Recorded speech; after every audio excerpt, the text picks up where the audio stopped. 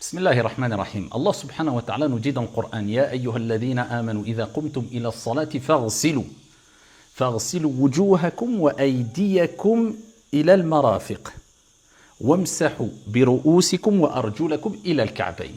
Allah nous mentionne 4 membres. Alors je ne vais pas rentrer dans les détails concernant les ablutions et comment on doit traiter chaque membre lors des ablutions, puisque j'ai déjà fait une vidéo, même plusieurs complètes sur les ablutions. Là, ce qui m'importe, c'est de vous rappeler des erreurs graves qui sont souvent beaucoup trop commises malheureusement par beaucoup de musulmans et musulmanes, et ils ne se rendent pas compte que ces erreurs annulent leurs ablutions, donc invalident quelque part aussi, ou rend leur prière invalide. Donc c'est grave. Et beaucoup de savants et de fuqaha et de pieux et de vertueux nous ont rappelé que la concentration lors de la prière dépend de la concentration et du perfectionnement lors des ablutions. Donc ne négligez pas les ablutions. Je vais vous parler ici brièvement d'une ou deux erreurs qui sont beaucoup trop commises et qui rendent les ablutions invalides. Alors Allah Azza wa Jal, dans le verset que je vous ai cité tout à l'heure en arabe, il nous rappelle les 4 membres principaux concernés ici par les ablutions.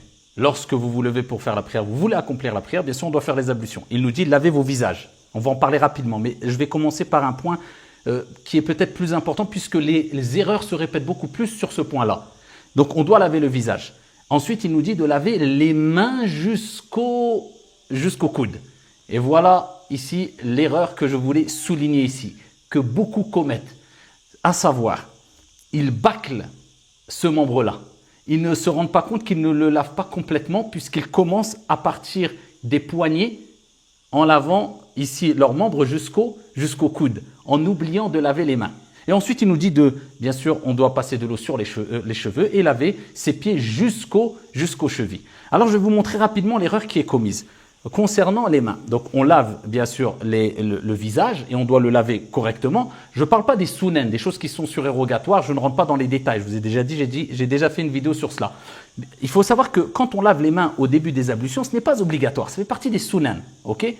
Moi, je parle de ce membre qui est obligatoire, qui est concerné par l'obligation qui fait partie de l'fara'id si on veut. Alors, on lave le visage. Le visage, bien sûr, il faut savoir qu'il faut bien comprendre que le visage se délimite.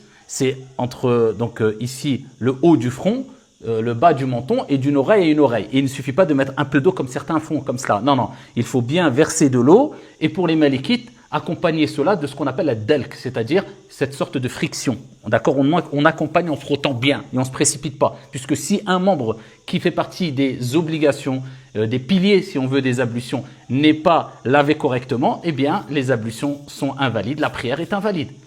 Donc ensuite, Allah nous parle ici des mains à laver. Là, ça devient obligatoire.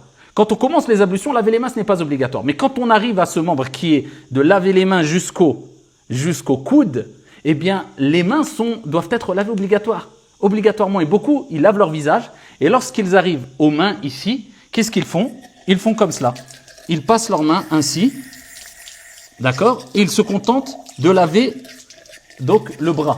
Et ça, c'est une erreur. Les ablutions sont invalides et la prière est invalide.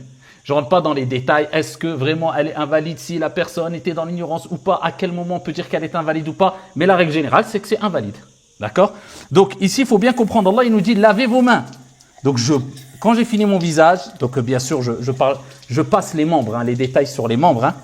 Mais je parle de ce membre-là. J'arrive, je dois laver mes mains. Avec at-takhlil bayn al-asabi' pour bien être sûr que l'eau parvienne entre les doigts. D'accord? Bien, je lave. Et ensuite, je remonte. Et ila al-marafiq, cela inclut les coudes. D'accord? C'est ma'a, d'après les hadiths authentiques. Donc, je lave bien le coude aussi. Et j'accompagne avec une légère friction. Quand le membre a été lavé complètement, je peux dire que j'ai lavé le membre. Je réitère 2 fois, 3 fois, c'est pas obligatoire. Mais une fois et le faire parfaitement, c'est obligatoire. D'accord? Donc, faites pas l'erreur à commencer ici et ne pas laver les mains. Et il faut savoir qu'il ne faut pas qu'il y ait d'obstacle, comme vous le savez, entre l'eau et le membre qui doit être lavé. Comme par exemple, certaines femmes ont du vernis à ongles. S'ils font les ablutions alors qu'il y a un obstacle qui s'interpose entre l'eau et la peau ou l'ongle, les ablutions ne sont pas valides. Si par contre elle a fait les ablutions alors qu'elle n'avait pas de vernis à ongles, et qu'ensuite elle met du vernis à ongles, et elle n'a pas perdu ses ablutions, elle peut prier, il n'y a pas de problème. Mais il faut savoir que si elle fait ses ablutions alors qu'il y a un obstacle, et d'ailleurs c'est pour les hommes aussi, puisque quand on parle maintenant de l'autre membre qui est concerné par la tête, on va parler des cheveux. Eh bien quand on essuie les cheveux, certains mettent beaucoup de gel. C'est gel puissance 30 ou je ne sais combien, les cheveux ça devient du béton. Et il faut savoir que ça pose un film, c'est un obstacle entre les ablutions et le cheveu. Donc les ablutions ne sont pas valides. Je ne parle pas de crème ou de gel qui est très léger, qui laisse passer l'eau. Je parle quelquefois, on peut mettre des produits, des types de gel qui sont très très forts et qui empêchent vraiment l'eau, ici qui agissent comme obstacle entre l'eau et la chevelure. Donc ça aussi c'est un problème. Il faut, avant de faire ces ablutions, de faire l'essuie complètement sur les cheveux, il faut bien sûr se débarrasser de ce gel-là. Et ensuite, bien sûr, on essuie, je ne rentre pas dans les détails, on essuie les oreilles, etc. Ce qui m'importe maintenant, c'est les pieds aussi.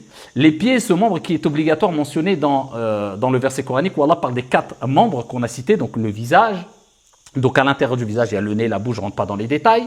Donc il parle des mains, on lave bien les mains, d'accord, jusqu'au coude.